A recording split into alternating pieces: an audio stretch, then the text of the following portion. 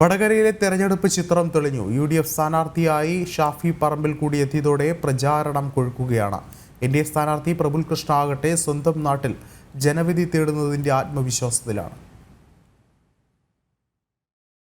വടകര ലോക്സഭാ മണ്ഡലത്തിൽ NDAക്ക് വിജയസാധ്യത ഏറുകയാണ്.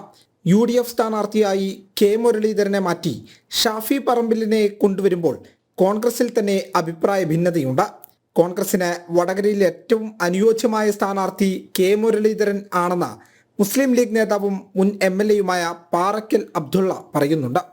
വടകരയിൽ K മുരളീധരനാണ് എന്ന് പറയേണ്ട ആവശ്യമില്ല. അത് വടകരയിൽ എല്ലാവർക്കും അറിയാവുന്ന കാര്യമാണ്. പൊതുസമൂഹത്തിന് ഏറെ സ്വീകാര്യനാണ്. 5 വർഷത്തെ അദ്ദേഹത്തിൻ്റെ പ്രവർത്തനത്തിൽ ഒരു അതൃപ്തി ആർക്കുണ്ടായില്ല എന്ന് മാത്രമല്ല, അവിടെ സമാധാനം നിലനിർത്തിയിട്ടുണ്ട്, വികസനം കൊണ്ടുവന്നിട്ടുണ്ട്. ഒട്ടനവധി കാര്യങ്ങളിൽ ഞങ്ങൾക്കൊരു ഒരു ഒരു ഒരു രക്ഷിതാവിനെ പോലെ വടകരയിലെ പൊതു ജനങ്ങൾക്ക് അദ്ദേഹം ഒപ്പമുണ്ടായിരുന്നു. അതേസമയം NDA സ്ഥാനാർത്ഥി പ്രഫുൽ കൃഷ്ണയെ നെഞ്ചിലേറ്റി വടകരയിലെ ജനങ്ങൾ ഒരു മാറ്റത്തിനായുള്ള കാത്തിരിപ്പിലാണ് മലയാളികളെന്നും ഇക്കുറി യുവാക്കളായിരിക്കും വോട്ടിലൂടെ മറുപടി പറയുക എന്നും പ്രഫുൽ കൃഷ്ണ പറഞ്ഞു.